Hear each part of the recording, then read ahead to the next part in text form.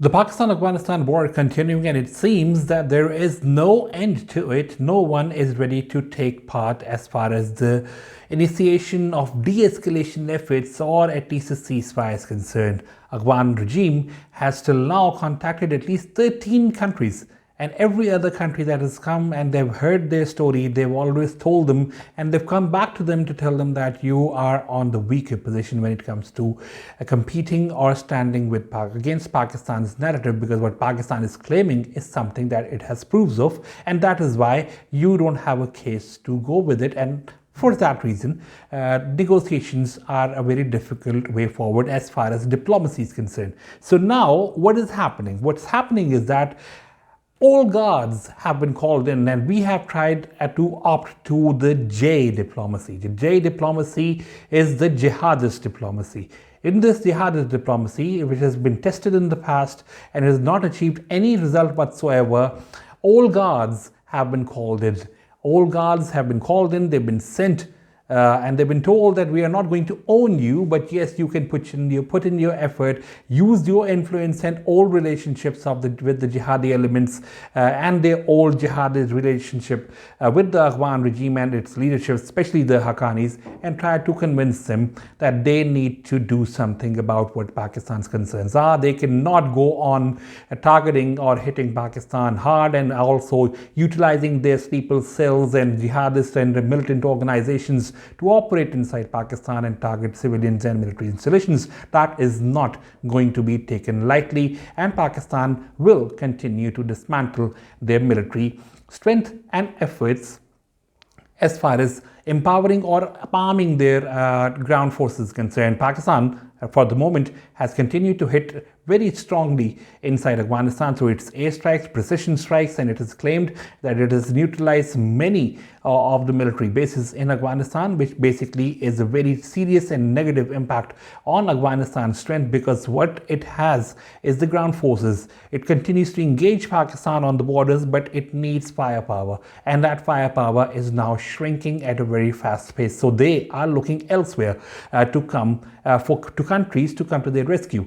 Now, coming back to the old and tested jihadist diplomacy, what Pakistan has recently done is that there is a delegation that is in Kabul, all guards, as I said, comprising of at least 4 people who have been called in from major cities like Karachi, Kashmir, and other cities, and they've been called in and they've been sent, flown into Kabul to use their influence and try to convince Taliban regime to come to table talks on terms that would make more sense as far as Pakistan's concerns are concerned. Now, this J. Diplomacy's team that is there is not owned by Pakistan officially. Pakistan has said it has not sent any delegation on official grounds. But yes, these 4 very influential people are in Kabul, and they are meeting the top leadership of the Afghan regime. Now, these 4 people include Maulana Fazul Rahman Khalil, Maulana Sajid, Maulana Abdullah Mazhar, and Maulana Abdul Rahman Sindhi. Now, out of these 4 people, 3, Maulana Fazul Rahman Khalil, who is the chief of Harkatul Mujahideen, Maulana Sajid, he hails from Karachi, and Maulana Abdullah Mazhar, he also hails from Karachi in Pakistan. They all belong to Harkatul Mujahideen, which previously was part and parcel, working in tandem with the Afghan Taliban during the Soviet war, and during that time, so they basically were with them, and they are very, very closely linked to the Haqqani group. Also, when the Haqqanis were fighting against the Northern Alliance, these jihadi commanders and leaders were the ones who were supporting the Haqqanis. So they have good respect in the Afghan regime. They've been selected, called in, and sent off to Kabul. Now, I've mentioned 3 names. The 4th person is very important, Maulana Abdul Rahman Sindhi. He is a person who has very high regards and very highly respected in the Haqqani family because he was very close to their brother who was later down the years, he was killed in an operation in Islamabad suburb area, but he has very close links again due to the old jihadist background that they have and due to their support in the past during the Soviet war. So that is something that is now being considered, and they have been sent. However, they are not being owned, but yet they have been sent to use their influence. Now, is there anything coming out of this whole drill? My take on this is that, we have opted and tried these jihadist diplomacies in the past, and the best result that they have yielded till now is a temporary ceasefire. Other than that, Pakistan has always been on the losing side when it comes to creating understandings between the TTP, the Tehrik-e-Taliban Pakistan, or the Afghan Taliban.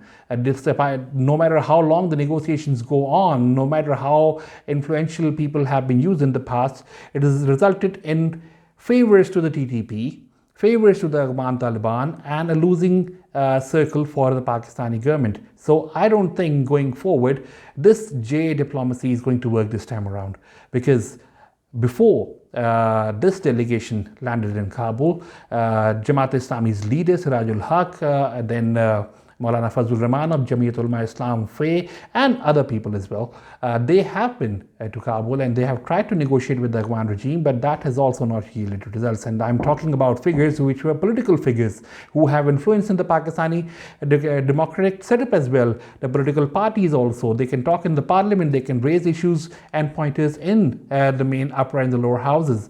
So even they could not make things happen. So I don't think this delegation is going to make much of a difference. However, this old guard policy, this old guard coming back in, is an option that has been taken every time when diplomacy has failed. When Afghan regime failed to convince 13 countries to talk on their behalf to Pakistan and bring Pakistan to the table talks, saying that they are not going to disown the Tehrik-e-Taliban Pakistan, despite the fact that right close to Kabul, a cemetery has been found which basically comprises or has been named against militants and commanders of the Tehrik-e-Taliban Pakistan. It is a fact now that on directions and advices of India, Afghan regime moved senior leaders of the Tehrik-e-Taliban Pakistan and Hafizul Bahadur group, Nur Wali Masood, all of them, they were moved and they are currently present in Kabul in the green zone area. The green zone area being the area where foreign embassies are located, especially on advice of India. They have moved them to closer areas to the Indian embassy or other embassies. So that is why you don't attack, a country doesn't attack other countries' territories and their embassies. So that is why they are sitting safer now in comparison to their locations previously that was close to the Pakistani border from where they used to operate against Pakistan. So while Afghan regime on one side has silently agreed or conceded that they in fact have Tehrik-e-Taliban Pakistan presence on their soil, which officially they deny, yet they right now are not being supported by any other country, because again this makes their case very weak. On one side they say they have nothing to do with the Tehrik-e-Taliban Pakistan, they say it's Pakistan's problem. Afghan soil is not being facilitated to carry out attacks in Pakistan, and on the other side when Pakistan shows them evidences and then that of TTP's leadership's presence in Afghanistan, ultimately their defense minister comes up in an interview and says that yes, in fact, they have people who are there. And then to even add salt to the wounds, Indian defense minister comes forward and says that yes, when Pakistan attacked Afghanistan, then the first country that they approached was India. The Afghan regime contacted India and they advised them that the assets, the Tehrik-e-Taliban Pakistan's top commanders, they cannot be compromised, and if they are present near the borders of Pakistan, then they should be moved to green areas, green zone areas near the Indian embassy, because that way they will be safeguarded well and they will not be attacked.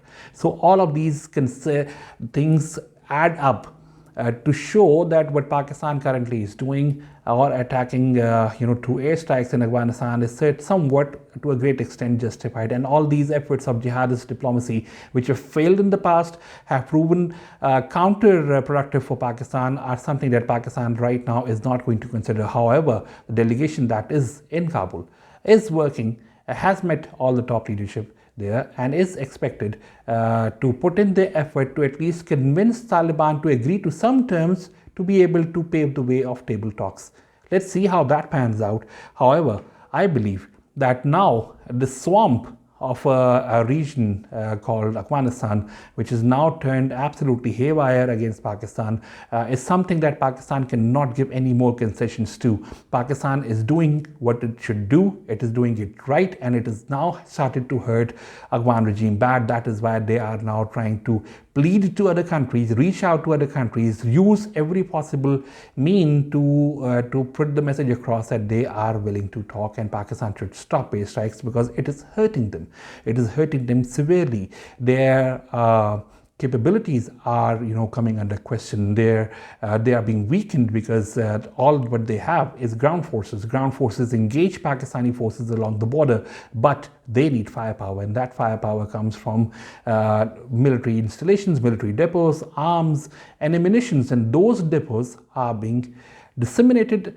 They've been destroyed, and they've been absolutely obliterated by Pakistani airstrikes, which has now started to hurt Afghan regime. That is why they're putting in their effort to do what they can to see through this portion in which they want now all of this conflict to end, and they want Pakistan to stop attacking because they need that breathing space to reassess themselves, to organize themselves, and also to reallocate their resources to arm their militia that can actually go on and engage Pakistan along the border. So I don't think that is the way to go for Pakistan. I think Pakistan is doing what is right, and that is dismantling the military capabilities of Afghan regime and then forcing them to agree to what Pakistan's concerns are, which to my understanding are pretty legitimate. And now after their own agreements and various statements that they indeed have Pakistan's Taliban's presence on their soil, they see them as assets. They see them as assets not only for themselves but also in relation, in reference to India as well. That these concerns are something that Pakistan has been raising, and then I don't think that Pakistan should stop now. Take it forward, and let's see down the weeks or at least in the month how weakened Afghan regime is to be able to come to talking terms and be sensible enough to understand and listen to what Pakistan has to say.